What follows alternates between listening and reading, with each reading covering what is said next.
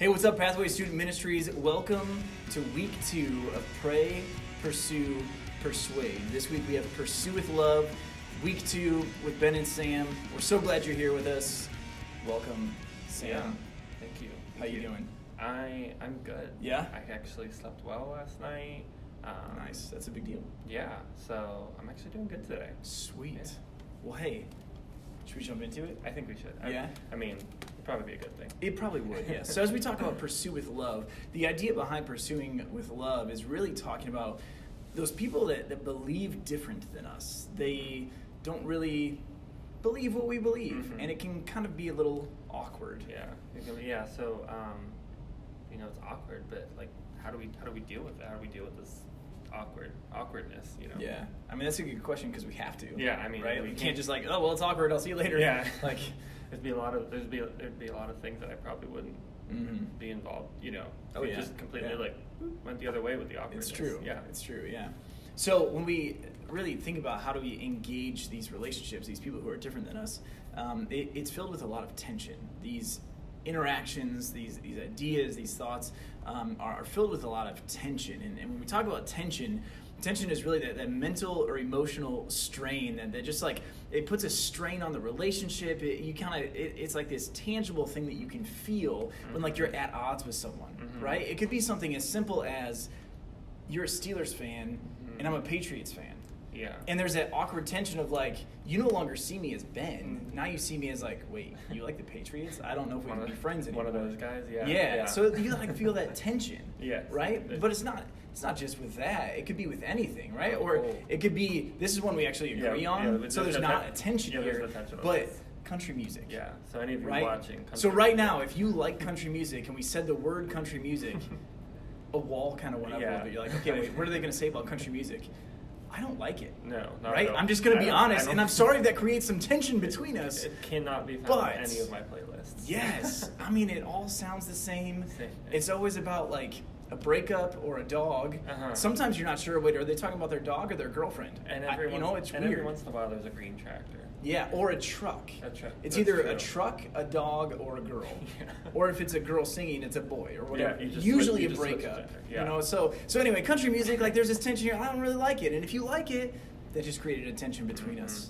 But it's not just these things either. It can also be these tensions that you feel between your friends. Like if your friends believe something different than you and you're trying to live out your faith, there's immediately that tension. Yeah. Right? Or even like your crazy uncle's Facebook post. Oh, like that. Oh, there's just the tension reading that, everywhere. Like, what are you saying? Or your mom or dad's comment on your Instagram. Yeah. It's like, what are you doing, Block, Mom? delete. Yes, Yeah. absolutely. Absolutely.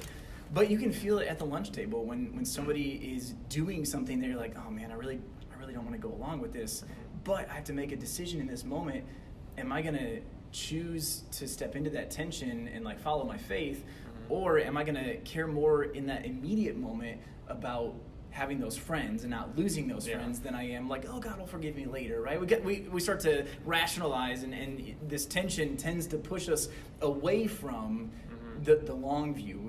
In this tension, we kind of think immediately like that instant gratification of I'm going to get out of this tension as quick as possible. Yeah, and it makes us think short term instead of it does. Because it's easier to think short term, and that's what tension.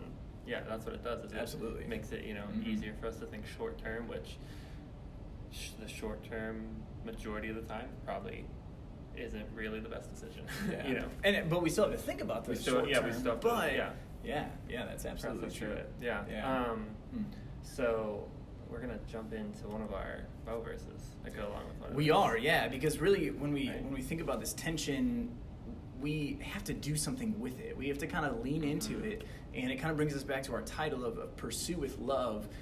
In these relationships, we have to lean into the tension and figure out, okay, how do we pursue with love? And so the book of Acts is where we're going to be. We're going to read a few different verses from this book, and really it doesn't use the word love, but it shows us how to pursue with love. It's very action-oriented. And so we're going to just look at 3 different examples. There are a bunch of other examples, actually 4 examples, but there are a bunch of other ones that we're not going to cover, just kind of highlighting some. So, but what we're covering is great for what we're talking about.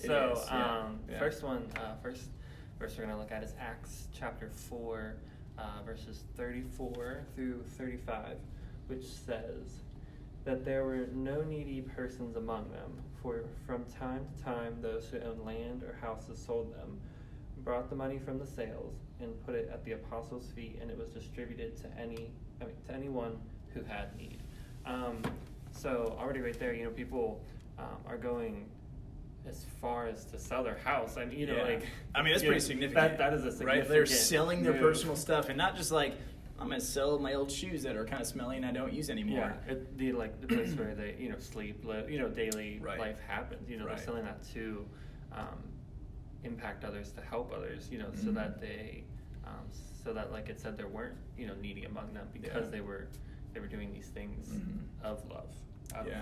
These actions of love. Yeah, that's a huge one. So another one we have is in Acts chapter 7, verses 59 to 60, and this is where Stephen is being stoned by the crowd because he's just preached a message, and they're so upset that they actually pick up rocks and they throw him and actually kill Stephen. And here's what it says, like, while he's in the process of being murdered, this is what Stephen says. Like, think about that for a second. There's already tension. I mean, there's so much tension. There was so much tension that they wanted to kill him. And so, man, they really leaned into that tension. And we're like, all right, well, we got to kill him. Yeah. So here's what it says, though. In verse 59, it says, while they were stoning him. So, like, they're physically, like, currently throwing stones. Like, you're being hit with rocks by people that hate you and are trying to kill you. Yeah, I'm going to assume it doesn't feel Oh, man. While they were stoning him, Stephen prayed. That in itself is. Anyway, Lord Jesus, receive my spirit. Then he fell on his knees and cried out, Lord, do not hold this sin against them. When he had said this, he fell asleep. So Stephen, while he's being murdered, is forgiving his murderers before they have actually been his murderers. Yeah, it's crazy. I don't even know what to say. There isn't much else to say. I mean, if that's not an example of, like, not only just general tension, but leaning into that tension and and the love that he had to have had for them, like his, I think the thing that we see in these examples and we'll see in the other ones too is that people cared more about the spiritual need of other people and the spiritual condition of other people than they cared about their own physical needs. Like the people that sold their homes cared more about the spiritual condition of somebody else and the physical needs of somebody else than they cared about their own physical needs. Stephen is dying, not just dying. He's actively, people are helping him die. Right? That's a nice way to put murder. We helped him die, and he's still he's actively loving them and caring about their spiritual needs. Yeah, he's still focused on them and not even focused on himself. Which is, it's mind blowing. It's crazy. Yes. Yeah. All right. So what's our next verse? So our next one, still in Acts, is chapter 11, verses 19 through 21, which is saying, those who had been scattered by the persecution that broke out when Stephen was killed traveled as far as, what's that place? Phoenicia, Cyprus, and Antioch. There you go. Spreading the word only among Jews. Some of them, however, men from Cyprus and Cyrene, we're going to go with that. Yeah, sounds good. Went to Antioch and began to speak to Greeks, also telling them the good news about the Lord Jesus.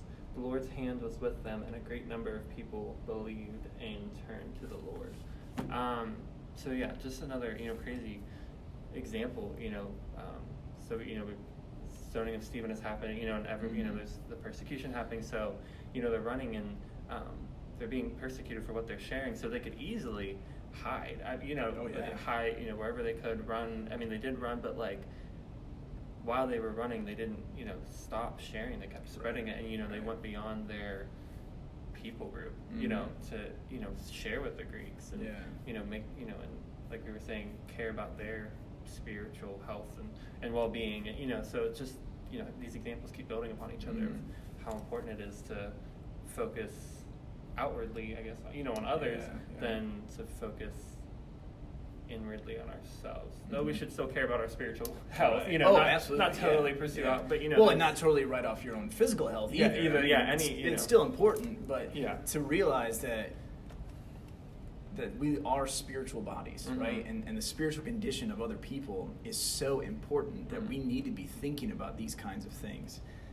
In Acts chapter 8, we have this example, and you had to come to youth group to really get the full bit of this teaching, yes. but Acts 8 verses 26 to 35 is what we went through, and we have the example of Philip and the Ethiopian eunuch, and God called to Philip and said, hey, go after this guy, go pursue this guy with love, because he is in a spiritual need. And so Philip gets up and he runs and he overtakes a chariot, which that's quick. I mean, horses pulling a chariot and you're running. Yeah. I don't care how fast you are, that's pretty quick. That's faster than I'd be moving. Same here. If we're being honest. Yeah. But what Philip does is he goes there and he listens and asks questions of the Ethiopian eunuch, and he asks him, hey, what are you reading? Do you understand what you're reading? And the Ethiopian eunuch talks to him and says, okay, here's what I'm reading, but I don't quite understand it. Can you come up here and explain it to me? And we see this example in Philip, that Philip listened well. As he pursued this Ethiopian eunuch with love, he listened well. And that really brings us to our main point, which is when you listen well, you are loving well. Again, when you listen well, you are loving well. And it takes a good listener to be able to love well. Mm-hmm. And if we're going to pursue other people with love, if we're going to live out our faith, if we're going to share what we believe, we first have to be willing to listen, to genuinely hear what somebody else believes, to genuinely hear how somebody else, what their experience has been with the Bible or with church or any of these things. If we're really going to engage those who believe different than us, it begins with listening well. Mm-hmm. Yeah, and it's like, what we were saying at the beginning, if we don't listen to the the tension between where they are, where we are, whatever, then you've already started to push away that relationship. So then you've kind of have lost or losing the chance of that pursuit for love. Because that tension that wasn't dealt with, moved that relationship back. But like this was saying, he started out with listening and caring about what he had to say before jumping into nitty-gritty and dealing with all that, and I think that's what's so important, and that we have to remember, and even like personally have to remember is when we want to share something, pursue these people to share about the love of Jesus, we have to do it in a way where we're still hearing their viewpoints and aren't just like, here's this, take it, everything, right. Not trampling on them, and not actually trampling, hearing them. And that's why our main idea is when you listen well, you're loving well. Yeah, that's so good. So, hey, we want to thank you for joining us again for week 2, Pursue with Love with Ben and Sam. We're so glad you joined us. Make sure you subscribe, like, share, whatever it is that you do with these things. And hopefully you're watching. And tune back in next week. Yes, as we persuade with truth. Yes. So, all right, awesome. We'll see you next week.